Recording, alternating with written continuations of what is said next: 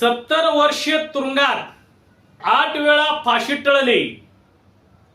101व्या वर्षी या कैद्याचं झालं जेलमध्ये निधन. जगातील शक्तिशाली प्रगत असलेल्या महाशक्ती असलेल्या देशातील ही घटना आहे. होय, अमेरिकेसारख्या देशातील ही घटना आहे. न्याय मिळवण्यासाठी तब्बल 77 वर्ष लागले तरी सुद्धा न्याय त्या व्यक्तीला मिळाला नाही. ज्याच्यावर अन्याय झाला, ज्याची हत्या झाली, त्याला न्याय तर मिळालाच नाही, परंतु या कैद्याला मात्र फाशी देखील झाली नाही. ही अमेरिकेतील घटना आहे. तर मग विचार करा, भारतात भारतीय न्याय व्यवस्थेला नावं ठेवणाऱ्यांना, पोलीस प्रशासनाला नावं ठेवणाऱ्याला ही मोठी चपराक आहे. जगातील शक्तिशाली देशातील अशी अवस्था आहे.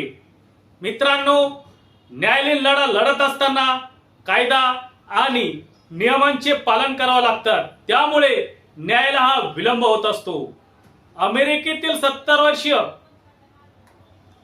या घटनेमध्ये त्या कैद्याचं निधन झालं आहे. 70 वर्ष तुरुंगात काढले आहे. अमेरिकेतील सर्वात अधिक तुरुंगात असलेल्या या कैद्याचा इतिहास झाला आहे.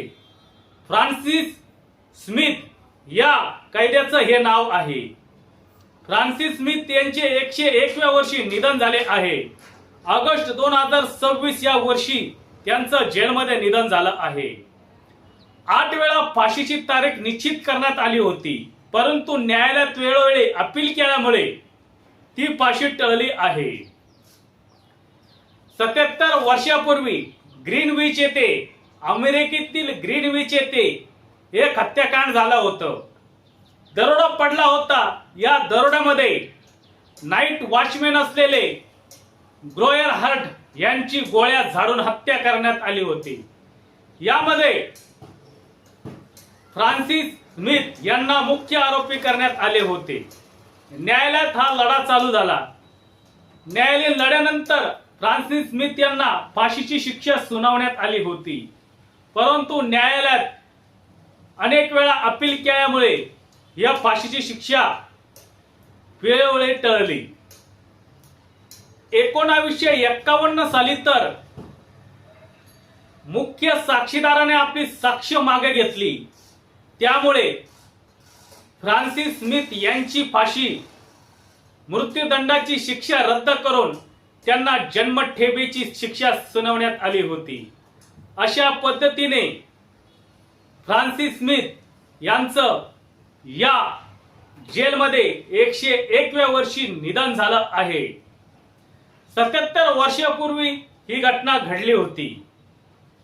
त्यामुळे अमेरिकेसारख्या देशात देखील न्याय मिळवण्यासाठी मोठी वेळ आणि संघर्ष करावा लागत आहे. त्यामुळे भारतात लोकसंख्येच्या दृष्टीने जगात सर्वात अधिक लोकसंख्या असलेल्या देशाची आपली ओळख होत आहे. त्यामुळे न्यायालयात न्याय मिळवण्यासाठी वेळ देखील लागणार आहे. भारतात यासाठी फास्ट ट्रॅक कोर्टची सुद्धा सुविधा उपलब्ध करण्यात आलेली आहे.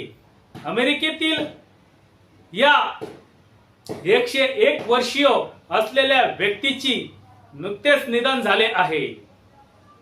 अशाच वेगवेगळ्या घटना आणि माहिती जाणून घेण्यासाठी आमच्या चॅनलला सबस्क्राईब करा. धन्यवाद.